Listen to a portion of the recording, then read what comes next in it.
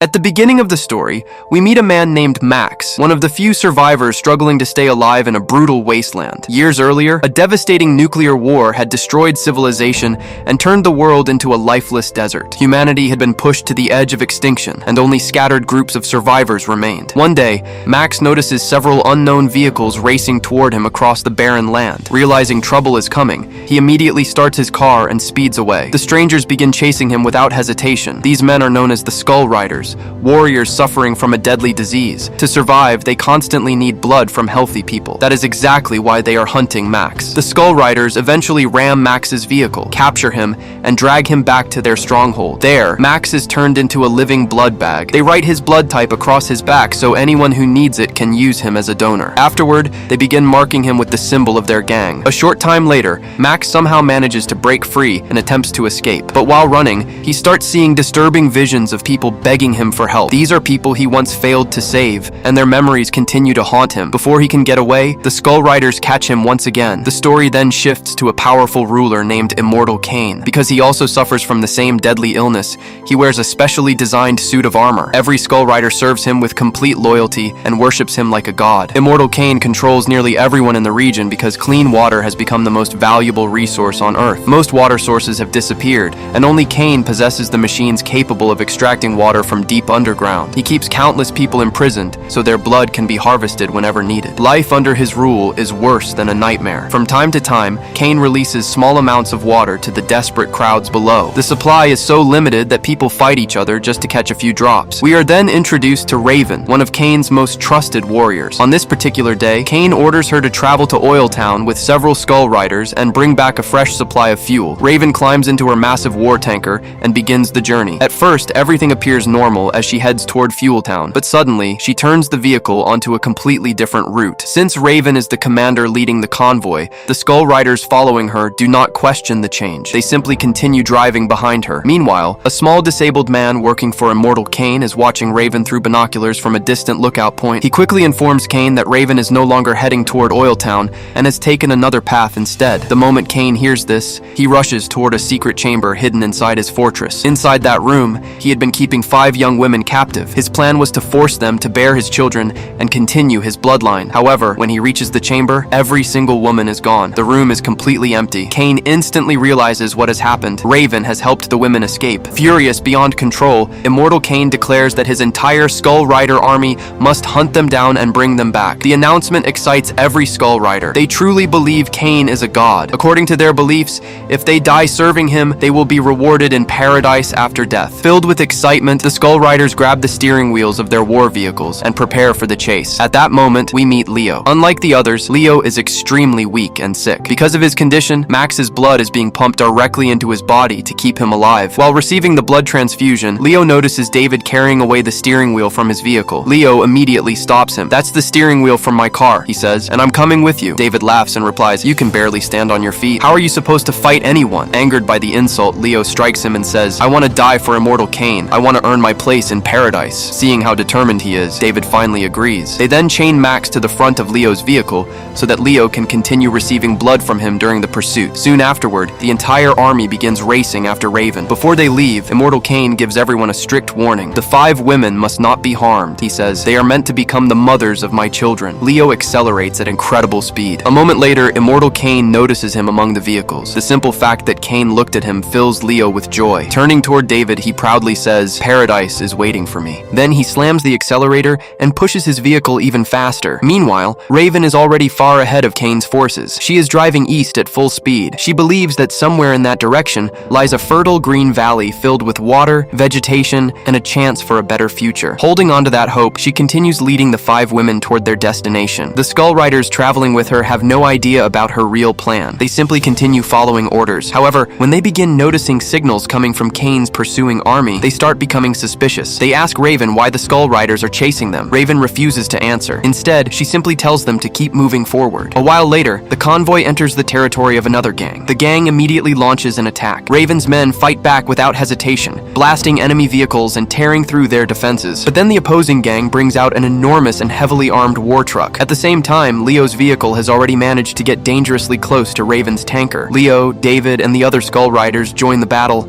attacking the gang from all sides. One by one, enemy trucks explode across the desert. With the path clearing, Leo shifts his attention toward Raven's tanker and moves in to stop her. But before he can reach it, everyone notices something terrifying ahead, a massive sandstorm. Without slowing down, Raven drives directly into the storm. Leo follows her inside. The storm is incredibly violent. Sand fills the air, making it impossible to see anything around them. Yet Leo continues pushing forward, determined to catch Raven. Eventually, he manages to move ahead of her vehicle, but then disaster strikes. His car collides with Raven's tanker. The next morning, after the storm finally settles, Max wakes up. Somehow, he survived the crash. Unfortunately, he is still chained up. Max pulls Leo out of the wreckage and tries using a gun to shoot off his restraints, but the weapon is broken. With no idea what to do next, he searches for another option. That is when he notices Raven's tanker nearby. Dragging Leo along with him, Max approaches the vehicle where Raven is busy making repairs. To gain leverage, Max points a gun at one of the 5 women and orders her to unlock his restraints. As she starts working on the handcuffs, Raven suddenly attacks him. She grabs the gun and fires at Max, unaware that the weapon doesn't work. Max immediately fights back. A brutal hand-to-hand battle breaks out between them. After an intense struggle, Max finally manages to overpower Raven. At that exact moment, Leo regains consciousness. He wasn't dead after all. Excitedly, Leo tells Max, "Immortal Cain will reward us beyond imagination if we bring her back alive." Max orders Leo to cut the chain connecting them. The instant Leo frees him, Max punches him so hard that he collapses unconscious once again. Max then leaves everyone behind and drives away in the tanker alone. Meanwhile, Immortal Cain and his forces continue moving toward their location. After traveling only a short distance, Max suddenly discovers that the tanker has stopped working. Unknown to him, Raven had installed a security sequence into the vehicle. She knew nobody could drive it very far without her. As expected, she follows him. Max desperately tries to restart the truck, but nothing works. When Raven catches up, she calmly tells him, "I programmed a sequence into this vehicle. Without me, it won't move." Realizing she is telling the truth, Max allows her to come aboard. However, Raven refuses. "I'm not getting in without the others." In the end, Max reluctantly allows everyone inside, although he still doesn't trust any of them. To stay safe, he keeps a gun pointed at them and collects every weapon he can find inside the tanker. Soon afterward, Leo wakes up once again and notices the tanker has already left. Without wasting a second, he runs after it and manages to climb aboard unnoticed. Inside the tanker, the women use binoculars and spot even more vehicles approaching from the direction of Fuel Town. The reason is simple. Immortal Cain has convinced nearly every group in the region to join the hunt. Trying to escape the growing army behind them, Raven increases the tanker's speed, but something becomes lodged in the rear section of the vehicle, preventing it from moving properly. Raven tells Max to go check the tanker. Still suspicious of her, Max refuses. "Fine," Raven says, "then I'll do it myself." Not wanting her out of sight, Max decides to inspect it personally. At the back, he discovers that a wire connected to the fuel tanker has come loose. After reconnecting it, the vehicle immediately returns to full speed. While working, Max also tears away the breathing mask attached to his face. At the same time, Leo, who has secretly been hiding inside the tanker, suddenly emerges and attacks Raven. The women quickly work together, overpower him and throwing him back down. Just then, Max returns and informs Raven that even more pursuers are coming. Realizing there is no point hiding the truth anymore, Raven finally explains her plan. She tells Max that she has already made a deal with the people living ahead. She will give them fuel, and in return, they will allow her convoy to pass safely. Once they are through, those people will blow up the canyon behind them with dynamite, blocking Immortal Cain's forces from following. Raven then adds another important detail. She originally promised she would arrive alone. Because of that, she tells the 5 women to hide inside the tanker. Then she turns to Max. "You stay hidden too," she says. "If something goes wrong, you'll need to drive." By now, they are very close to the meeting point. Raven carefully explains the truck's operating sequence so Max can take control if necessary. Soon afterward, she climbs down from the vehicle and approaches the people waiting there. "Just as promised," she says, "I've brought 3,000 gallons of fuel. I'm ready to separate the tanker. Now keep your end of the bargain and bring down the rocks behind us." The people trigger the explosives. Huge rocks crash down and block the canyon, but Raven never disconnects the fuel tanker. Instead, she signals Max to drive. Immediately, the waiting group realizes they have been tricked. Furious, they open fire. Raven barely manages to dodge the bullets and climb back onto the truck. The betrayed gang begins chasing them, desperate to get the fuel. Meanwhile, the collapsed rocks prevent Immortal Cain and most of his army from advancing. However, Cain possesses an extremely powerful vehicle. Using its strength, he eventually finds a way through. At that moment, Leo steps forward and says, "I was on that tanker." As proof, he presents a piece of cloth taken from it. Satisfied, Cain allows Leo to join him and orders everyone else to clear the rocks and follow. Then the pursuit continues. Soon afterward, a group of attackers begins dropping explosive bombs onto Raven's truck. But suddenly, the detached fuel tanker explodes in a massive fireball. The blast destroys every attacker nearby. Even so, Immortal Cain somehow survives and continues chasing them. A short time later, Cain prepares to fire directly at Raven. Before he can pull the trigger, one of the escaped women steps outside. She is pregnant with Cain's child. Because of that, he hesitates. Raven immediately takes advantage of the opportunity and fires at him. One of Cain's men jumps in front of the shot and saves him. Nearby, Leo approaches Cain and says, "If I get onto that truck, I know how to get inside." Cain hands him a weapon. "Bring the women back to me," he says, "and I'll personally make sure you reach paradise." One of Cain's men then throws Leo onto the moving tanker. Leo climbs forward. Unfortunately, the chain attached to his arm becomes tangled in the vehicle, leaving him hanging helplessly from the side. Seeing this, Cain decides Leo is useless. He pushes ahead himself and launches another attack. One of Cain's warriors throws a hook onto the truck's steering mechanism and tears the steering wheel away. During the chaos, the pregnant woman steps outside again and uses a cutter to free the trapped chain. But suddenly, a huge rock appears directly ahead. Cain immediately shouts a warning. "Move! There's a rock ahead!" Despite everything,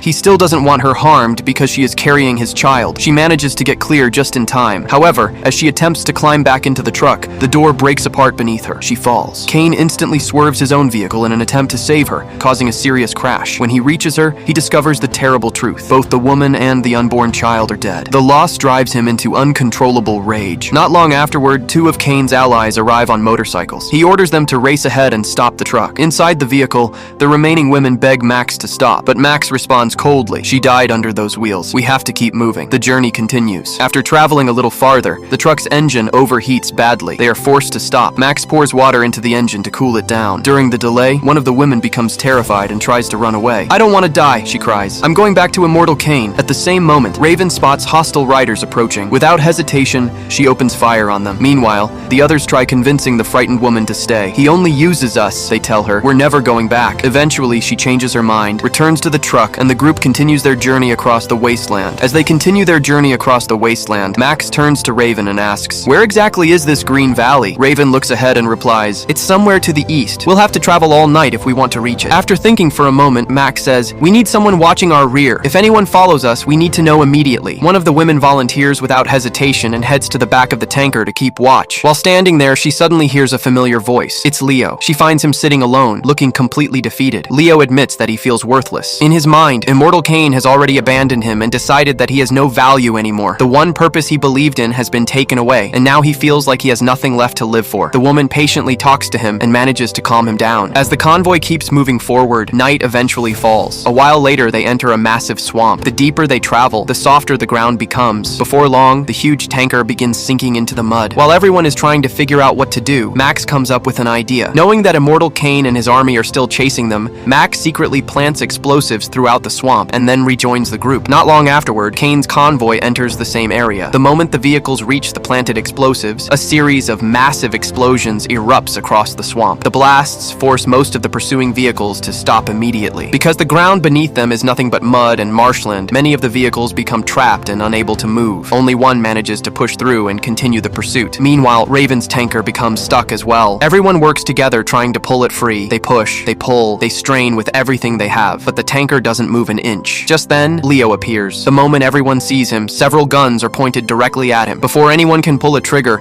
the same woman steps forward and explains that Leo wants to help them. At that exact moment, they notice an enemy vehicle approaching. Max quickly takes aim and fires. He misses. Now they have only a single bullet left. Raven calmly takes the rifle from Max's hands. Without wasting the last round, she carefully lines up the shot and fires. The bullet hits perfectly. The vehicle immediately comes to a stop. Leo then steps forward and says, "We can tie the truck to that tree and pull it out." Max nods. "Then you drive the tanker. I'll secure the cable." While Max is attaching the cable, the enemy vehicle begins moving again. The people inside survive the shot. They start firing toward the tanker. Ignoring the gunfire, Leo puts all his strength into the engine. The wheels spin. Mud flies everywhere. Slowly but surely, the massive vehicle begins moving. Finally, the tanker breaks free from the swamp. Leo drives it onto solid ground and parks it safely. However, the engine is still dangerously overheated, so they can't continue yet. At that point, Max makes a decision. "I'm going back to stop the people following us." Raven immediately asks, "What if you don't return before the engine cools down?" Max answers in a calm voice, "Then leave without me." Without another word, he turns and heads back alone. Meanwhile, the others pour water over the engine, desperately trying to cool it down. Sometime later, a massive explosion echoes across the swamp. The blast is so powerful that Raven immediately fears the worst. She believes Max has been killed. Then she notices a figure walking toward them through the distance. At first, she assumes it's an enemy, but as the person gets closer, she realizes it's Max. Not only has he survived, but he has also brought back all of the enemy weapons. Relief washes over everyone. Soon afterward, they restart their journey. Later that night, Max once again experiences the haunting visions that have followed him for years. He sees the same faces, the same people he couldn't save, the same guilt. Suddenly, he wakes up. Morning has arrived. The convoy has already traveled a great distance. As they continue moving, Max asks Raven, "How do you know the Green Valley actually exists?" Raven looks out toward the horizon. "Because I was born there." Max listens carefully. "When I was a child," she continues, "someone took me away from it." Max then asks, "Have you ever tried going back?" "Many times," Raven replies, "but I never succeeded." She pauses before continuing. "But when I was given command of this tanker, I realized this might be my best chance to finally return." The convoy continues moving forward. Then Raven suddenly notices something in the distance, a watchtower. The moment she sees it, she immediately stops the vehicle. Excitement fills her face. Turning toward the tower, she shouts at the top of her lungs, "I'm one of you! I'm Elena's daughter!" The people inside hear her voice. Within moments, numerous riders emerge from the area. Surprisingly, every single one of them is a woman. The instant they recognize Raven, they rush toward her and embrace her. Raven explains that she has come from the fortress located beyond the mountains. By then, everyone else has climbed out of the tanker as well. The women glance toward Max and Leo. "Who are these two men?" they ask. Raven answers, "They're with us. Without their help, none of us would have made it this far." Then she says something that fills her with hope. "I want to show them the Green Valley, the place where we all once lived." The women's expressions immediately change. A heavy silence falls over the group. Finally, one of them speaks. "The place you traveled through to get here?" She pauses. "That used to be the Green Valley." Raven's smile slowly disappears. The woman continues, "It's gone now. The land has died. The soil is poisoned. The area has become a swamp. Nobody can live there anymore." The words hit Raven like a knife. For a moment, she can't even speak. The Green Valley had been her last hope, the one dream she had carried for years, and now it no longer exists. That night, Raven sits beside Max. The women have shared information about a distant region where vegetation and water still remain. However, reaching it would require a journey of approximately 160 days. Raven explains, "We could carry fuel on the bikes and make the trip." Then she looks at Max, "But we'll need everyone." Max quietly shakes his head. "I'm not going. I'm taking my own path." The following morning, Raven and the others begin preparing to leave. Max remains behind near the tanker, alone, watching them go. Then the visions return. The young girl appears again. She looks directly at him and says, "You promised you'd save us. So why are you leaving now?" The words strike him deeply. Max becomes restless, confused, unable to ignore the guilt any longer. Finally, he makes a decision. He starts his bike and rides after them. A short while later, he pulls ahead of the group and blocks their path. Everyone stops. Max looks at them and says, "The direction you're heading in won't lead to salvation. There's nothing out there except endless salt." The group is stunned. Then Max explains his plan. "We go back." Everyone listens carefully. "We take the tanker and return the same way we came. We'll run into Immortal Cain's forces. We fight through them. We reach the mountain pass. Then we destroy the tanker and collapse the route behind us. And after that," he pauses, "we take Cain's fortress." The idea immediately makes sense. Instead of running from their enemies, they will strike directly at the source. The others agree. Together, they turn around and head back. Meanwhile, Immortal Cain is beginning to lose hope. The chase has dragged on for so long that even he is close to giving up. Then suddenly, he spots something in the distance, Raven's tanker, and it's heading directly toward the fortress. At once, Cain understands what is happening. Most of the fortress guards left with him. The stronghold is practically undefended. Enraged,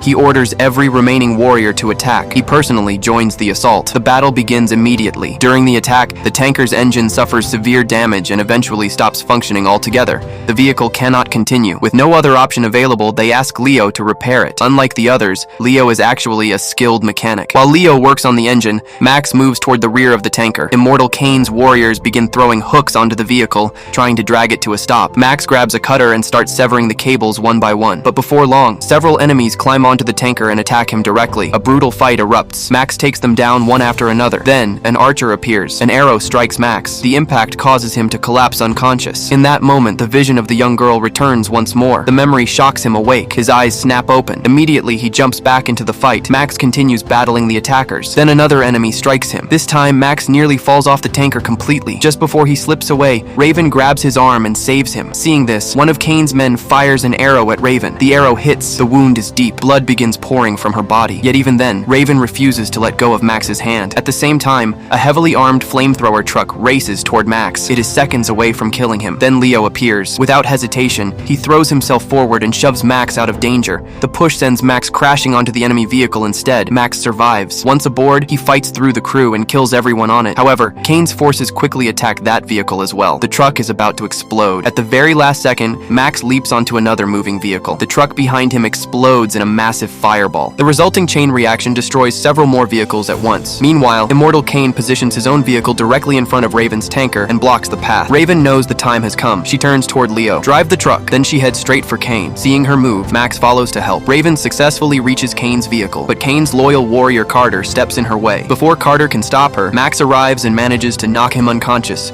Now nothing stands between Raven and Immortal Cain. She charges toward him. Cain raises his weapon and prepares to fire, but Raven reaches him first. She grabs him. Then she hooks his breathing mask. With one violent pull, she tears it apart. The oxygen oxygen system keeping him alive is destroyed. Immortal Cain desperately struggles for air. Within moments, he suffocates. The tyrant is dead. Raven nearly falls as well. Before she can collapse, Max catches her. Everyone celebrates Cain's death, but the danger isn't over yet. His remaining warriors are still coming. To stop them permanently, the route behind must be destroyed. That means sacrificing the tanker. Leo realizes what has to be done. He tells everyone to move to the vehicles ahead. One by one, they transfer across. Then Carter regains consciousness. He attempts to jump onto the lead vehicle and continue the chase. At that exact moment, Leo slams on the brakes. Carter misses. Furious, Carter tears the engine apart and attacks Leo. Leo understands immediately. His time has come. He looks toward his friends one final time. A small smile appears on his face, then he says goodbye. Moments later, Leo drives the tanker directly into the surrounding rock formations. The impact triggers a massive collapse. Huge boulders crash down. The entire route is sealed. The pursuing army can go no farther. Leo sacrifices himself to save everyone else. Later, Max and the survivors continue toward the fortress, but Raven's condition is critical. She has lost an enormous amount of blood. Without immediate help, she won't survive. Seeing this, Max gives her his own blood, the same blood that so many people tried to take from him. Now he willingly gives it to save someone else's life. Thanks to Max, Raven survives long enough to reach the fortress. Eventually, the group arrives at Immortal Cain's stronghold. Several guards attempt to stop them from entering. Then Max reveals Cain's dead body. The people below immediately erupt into cheers. For years, they suffered under Cain's cruelty and oppression. Now their tyrant is finally gone. The gates open. The survivors are welcomed inside. Raven becomes the new leader of the fortress. One of her first decisions is to release the water reserves to everyone. For the first time in years, hope returns to the people. Water pours freely. The crowd celebrate. Life begins again. Meanwhile, Max quietly slips away. His journey is not over. From above,